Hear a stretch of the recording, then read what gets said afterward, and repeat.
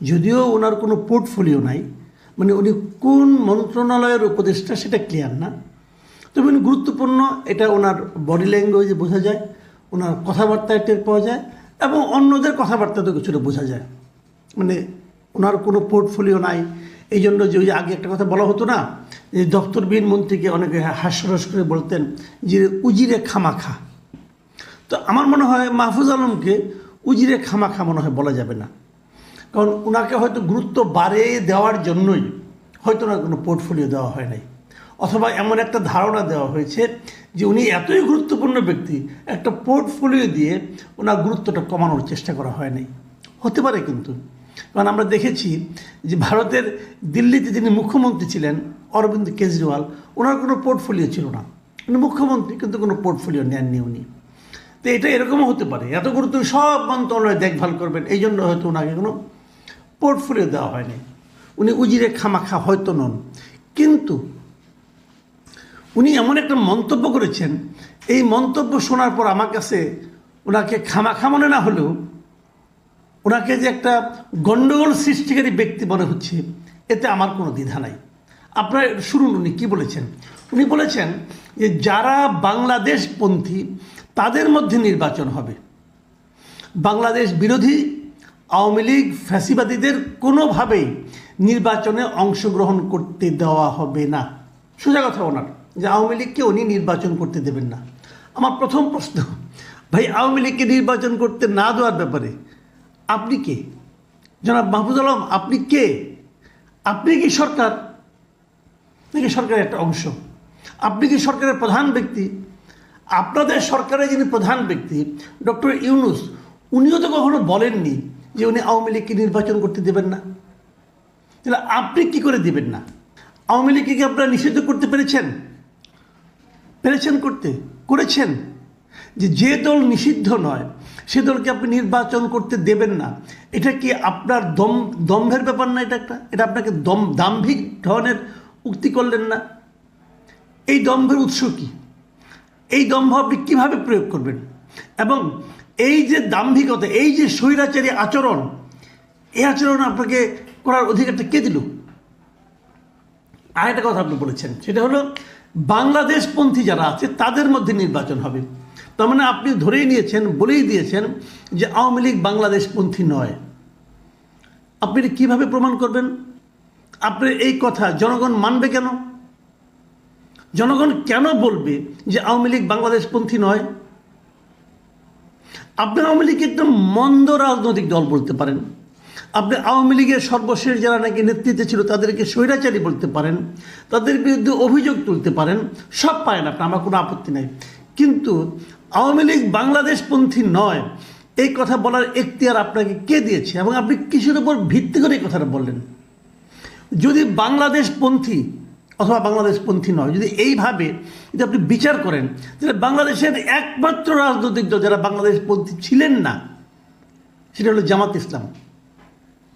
যখন বাংলাদেশের জন্ম হয় তখন বাংলাদেশের জন্মের তারা বিরোধিতা করেছেন, জামাত ইসলাম, আর কেউ না। বর্তমানে যে রাজনৈতিক দলগুলো আছে তার মধ্যে একমাত্র জামাতে ইসলাম বাংলাদেশের জন্মের সময় বিরোধিতা করেছিল, সেই সময় তারা বাংলাদেশপন্থী ছিল না। এখনকার কথা কিন্তু আমি বলছি না, এখন তারা বাংলাদেশের স্বাধীনতা সার্বভৌমত্বে বিশ্বাস করে, ঠিক আছে। কাজেই যদি আপনি অতীত কর্মকাণ্ডকেই বিচার করেন তাহলে তো এই ক্যাটাগরিতে জামাতে ইসলাম পড়ে, নট আওয়ামী লীগ। তাহলে আপনি কি করে বলেন? আপনি আবার বলেছেন একটা কথা, এই ভদ্রলোক আয়ের কথা বলেছেন, বিএনপি জামায়াত নির্বিশেষে যত রাজনৈতিক দল ছাত্র সংগঠন আছে, নারী শ্রমিক, নারী আলেম ওলামা আছেন, সবাই যারা বাংলাদেশপন্থী সবাই বাংলাদেশে থাকবেন এবং এ নিয়ে সুষ্ঠু নির্বাচন প্রক্রিয়ার মধ্য দিয়ে তারা পজিটিভ একটি কম্পিটিশনের ভেতর দিয়ে বাংলাদেশের শাসন প্রতিষ্ঠা করবেন। এই হলো ওনার বক্তব্য। অর্থটা হচ্ছে যে এরা সবাই বাংলাদেশে থাকবেন, মানে আর কেউ বাংলাদেশে থাকবেই না। তাহলে যারা আওয়ামী লীগ করে তারা কেউ বাংলাদেশে থাকবে না? কত লোক আওয়ামী লীগ করে জানেন?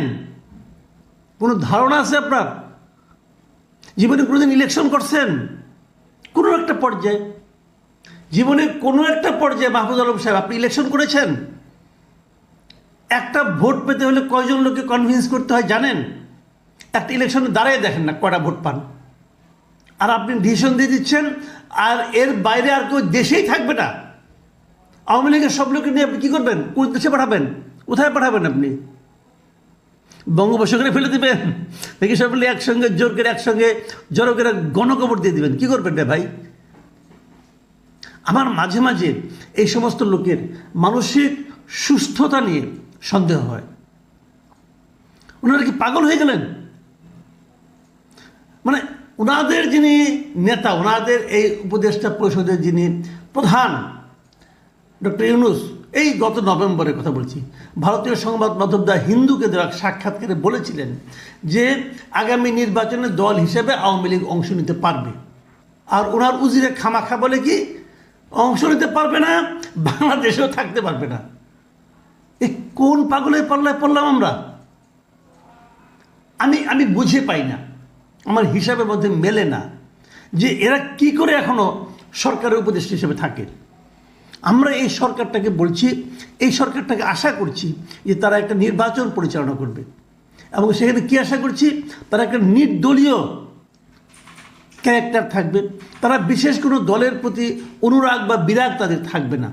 তো এই লোকের তো এখনই আমি দেখতে পাচ্ছি যে নিষিদ্ধ না হওয়া, নিষিদ্ধ হয়নি এমন একটা দলের প্রতি এই ভদ্রলোক যেভাবে কথা বলছেন, এই লোকের হয় এই লোকের আচরণের মাধ্যমে প্রমাণিত হয় যে এই সরকারের নিরপেক্ষতা নাই। যদি এই সরকার তাকে ওন করে তাহলে বলবো এই সরকার আর নিরপেক্ষ নয়। আর যদি এই বক্তব্যকে সরকার ওন না করে তাহলে ডক্টর ইউনূসের উচিত হবে ইমিডিয়েট এই লোককে স্যাক করা, ইমিডিয়েট, এবং স্যাক করে তার বক্তব্যের জন্য, এটা এই মাহফুজ আলমের বক্তব্যের জন্য জাতির কাছে ক্ষমা চাওয়া যে এরকম একটা বক্তব্য আমরা দিতে চাই না। তা না হলে সরকারের শৃঙ্খলা থাকবে না, শৃঙ্খলা থাকে না। এভাবে শৃঙ্খলা প্রতিষ্ঠিত হয় না। এভাবে মানুষের মনে বিভক্তি তৈরি করে দিয়ে মানুষের মধ্যে একটা বিভেদ ছড়িয়ে দেওয়ার যে প্রবণতা, এই প্রবণতাকে দেশ গড়ার কোনো উদ্যোগ বলা যায় না। বিএনপি বলতেছে তারা আওয়ামী লীগকে নিষিদ্ধ করতে চায় না, জামাত বলতেছে তারা আওয়ামী লীগকে নিষিদ্ধ করতে চায় না, এই সরকার বলতেছে তারা আওয়ামী লীগকে নিষিদ্ধ করতে চায় না, আর এই উজিরে খামাখা মাহফুজ আলম বলতেছে আওয়ামী লীগ নির্বাচনই করতে পারবে না। এটা কোনো গণতান্ত্রিক আচরণ হবে? একটা দল, যে দলকে সরকার নিষিদ্ধ করেনি, যে দলকে নির্বাচন কমিশন যার নিবন্ধন বাতিল করেনি, সেই দলকে আপনি নির্বাচন করতে দেবেন না, এটা শুনলে পৃথিবীর যে কোনো লোকই বলবে যে আপনার যে বড় স্বৈরাচার আর কেউ নাই। তো আমরা কি এক স্বৈরাচারকে বিদায় করে আরেক বড় স্বৈরাচারকে নিয়ে আসছি? প্রিয় দর্শক, আমরা এই ধরনের ছেলে মানুষের কথা যারা বলে তাদের ব্যাপারে এই সরকারকে এবং এই জাতিকে সতর্ক হওয়ার জন্য আহ্বান জানাচ্ছি।